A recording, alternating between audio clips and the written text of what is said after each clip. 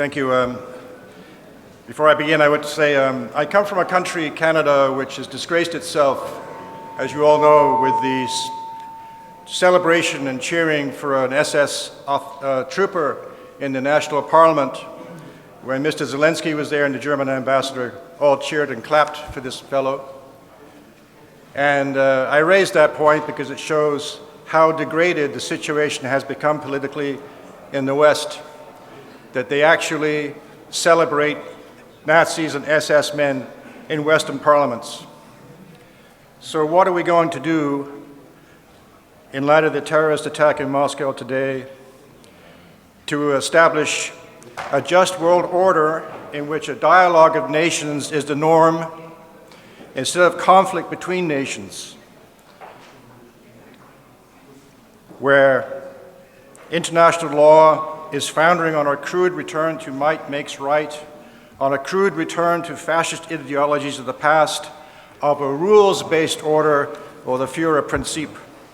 That is an order based on the orders of a ruler ruling over everybody else, and whose adherents in the West regard any attempt to insist on international law or even common morality as a weakness to be exploited. The question therefore arises as to how nations and peoples can establish the necessary legal mechanisms to survive and flourish wherein there exist those who oppose any such mechanisms being established. My simple answer, too obvious to need stating perhaps, is that the only way that this can be accomplished is through worldwide disarmament. With worldwide disarmament, force can never be an issue in international relations. In 1961, President Kennedy gave a speech to the United Nations calling for complete and general disarmament. He was reacting to and agreeing with the proposal made by the leaders of the non-aligned nations at the Belgrade conference earlier that year, calling for general disarmament, and the proposal of the USSR made in 1959 for complete and general disarmament. He said in part, "Today, every inhabitant of this planet must contemplate the day when this planet may no longer be habitable. Every man, woman, and child lives under a nuclear sword of Damocles hanging by the slenderest of threads, capable of being cut at any moment by accident or miscalculation or madness. The weapons of war must be abolished before they abolish us."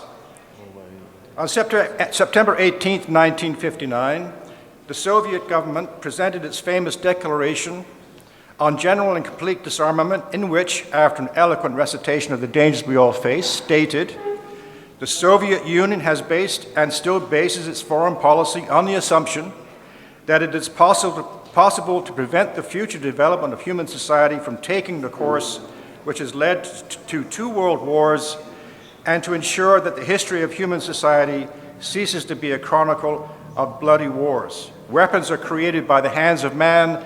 The same hands can also destroy them."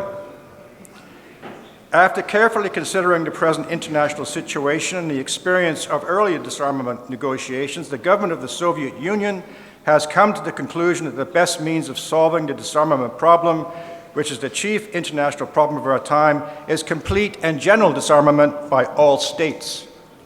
By complete and general disarmament, the Soviet government means the renunciation by all states, without exception, of the maintenance of any kind of armed force, apart from minimum contingents for internal security. The declaration set out a number of workable steps that could be followed to achieve this objective, and on March 15, 1962, the Soviet government delivered its draft treaty on general and complete disarmament under strict international control to the 18-nation member Disarmament Committee, which had been set up by the United Nations. The treaty set out in detail the concrete steps that would ensure the achievement of general disarmament to take place in 4 stages over a limited period of 5 years, every step to be overseen by an international disarmament organization. Premier Khrushchev delivered his famous speech the same year in support of the treaty. "It should be read by everyone. It would make you cry." But despite the fact that the Soviets presented workable and achievable methods and objectives, the Americans working against Kennedy and the forces of peace and their allies bent on world dominance refused to support the draft treaty and instead maneuvered to increase their arsenal of conventional and nuclear weapons. As Thomas Carlyle, the great British historian, said, when you want to pick a fight, you will always find a way. So in the face of the intransigence of the militaristic powers led by the USA, in the face of their refusal to turn swords into plowshares, does it not seem naive again to propose that a movement among the peoples of the world demanding general and complete disarmament be reignited with the utmost urgency? Is that a naive request?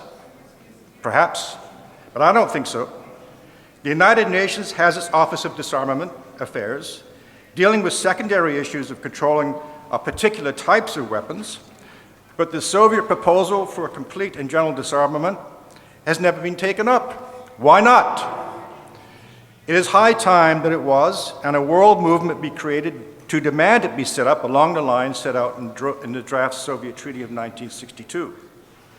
The demand by the leaders of the non-aligned movement made in Belgrade in 1961, the demand by President Kennedy and Premier Khrushchev must again become the cause of the people of the world in order to achieve the objective of all people of goodwill who wish and hope for, which is peace.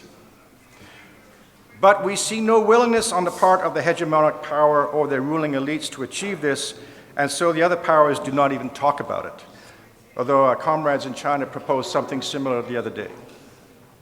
One can understand this reluctance while deploring it when it is understood by everyone that the dominant military power of the United States of America is constantly threatening or attacking every other nation that does not obey its will. Therefore, the issue then becomes what to do about this dominant power. That, of course, brings to the foreground the question as to the causes of this power and dominance and the desire for ever more power and dominance, and the rise of a political class in that country that expresses this, the military-industrial complex that President Eisenhower warned us of in 1959, and how to transform the influence and power of this complex, this military mentality, as Einstein called it. That is a matter I leave for other people to decide. China has proposed a new treaty on limiting first use of nuclear weapons, but the USA has walked away from a number of such treaties, forcing Russia and China to react to defend themselves. All nuclear powers claim they do not want to use their weapons, yet they test them and prepare them for use, and the Americans who have used them against Japan claim the right to use them again as they deem necessary. China's recent initiative is welcome, but it does not go far enough. It is even a retrogression from all the all-encompassing proposals made in the 1960s. Perhaps I remain naive. Then there is no hope for humanity. But it seems to me that the idea of a general and complete disarmament, once it has taken possession of the broad masses of the people, can and will become again a major material force in world politics, will become an unstoppable force, because there is no alternative except oblivion. As Albert Einstein and many others have said many times, without worldwide disarmament, especially in nuclear disarmament, there can be no international relations, just a dog-eat-dog world of savagery and war. I will end with a quote from Dr. Einstein as he expresses the heart of the matter better than anyone.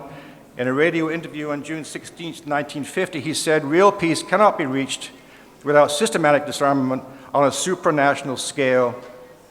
I repeat, armament is no protection against war, but leads inevitably to war."